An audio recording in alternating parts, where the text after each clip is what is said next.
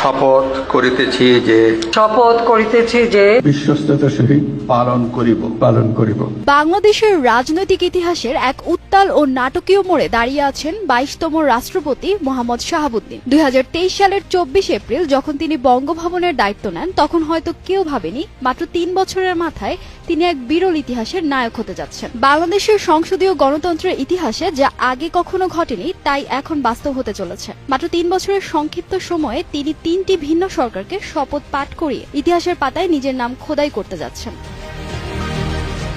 2024 সালের জানুয়ারিতে দ্বাদশ জাতীয় সংসদ নির্বাচনের পর টানা চতুর্থ মেয়াদে ক্ষমতায় আসা আওয়ামী লীগ সরকারকে শপথ পড়ান তিনি। সেটি ছিল একটি নিয়মিত নির্বাচিত সরকারের অভিষেক। কিন্তু কয়েক মাসের ব্যবধানেই দৃশ্যপট বদলে যায়। ছাত্র জনতার নজিরবিহীন গণ অভ্যুত্থানের মুখে 5ই আগস্ট পতন ঘটে দীর্ঘ 17 বছরের শাসনের। রাষ্ট্র যখন চরম সাংবিধানিক ও রাজনৈতিক সংকটে, তখনই 8ই আগস্ট ডক্টর মোহাম্মদ ইউনূসের নেতৃত্বাধীন অন্তর্বর্তীকালীন সরকারকে শপথ পাঠ করিয়ে রাষ্ট্রযন্ত্র সচল রাখেন রাষ্ট্রপতি মোহাম্মদ শাহাবুদ্দিন।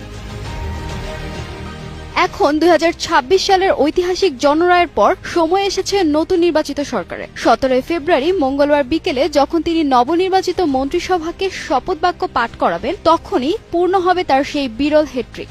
অর্থাৎ মাত্র 3 বছরের ব্যবধানে একটি দলীয় সরকার, একটি বৈপ্লবিক অন্তর্বর্তীকালীন সরকার এবং পুনরায় একটি নতুন নির্বাচিত সরকারকে শপথ পড়ানোর একক ও অনন্য রেকর্ডটি যুক্ত হবে তার ঝুলিতে। এবারের শপথ অনুষ্ঠানের আয়োজনটিও ব্যতিক্রমী। প্রথা অনুযায়ী বঙ্গভবনের শপথ না হয়ে এই প্রথমবারের মতো জাতীয় সংসদের দক্ষিণ প্লাজায় নতুন মন্ত্রিসভার শপথ অনুষ্ঠান হতে যাচ্ছে। জুলাই অভ্যুত্থান পরবর্তী নানা ঘটনার সাক্ষী এই দক্ষিণ প্লাজা এর আগে অনেক শোকসভা ও জানাজার সাক্ষী হলেও সরকারের শপথ গ্রহণের মতো এত বড় রাষ্ট্রীয় অনুষ্ঠান এখানে আগে কখনো হয়নি।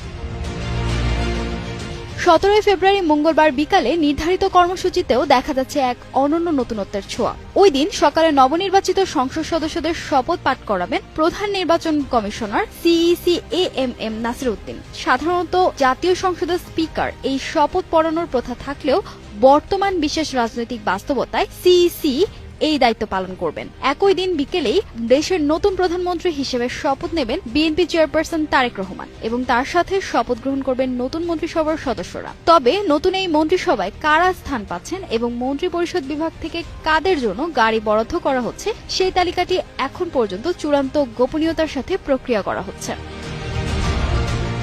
রাষ্ট্রপতি মোহাম্মদ শাহাবুদ্দিনের এই পথ চলা কেবল ব্যক্তিগত রেকর্ড নয়, বরং বাংলাদেশের গণতন্ত্রের এক প্রচন্ড অস্থির কিন্তু রূপান্তরমূলক সময়ের প্রতিচ্ছবি।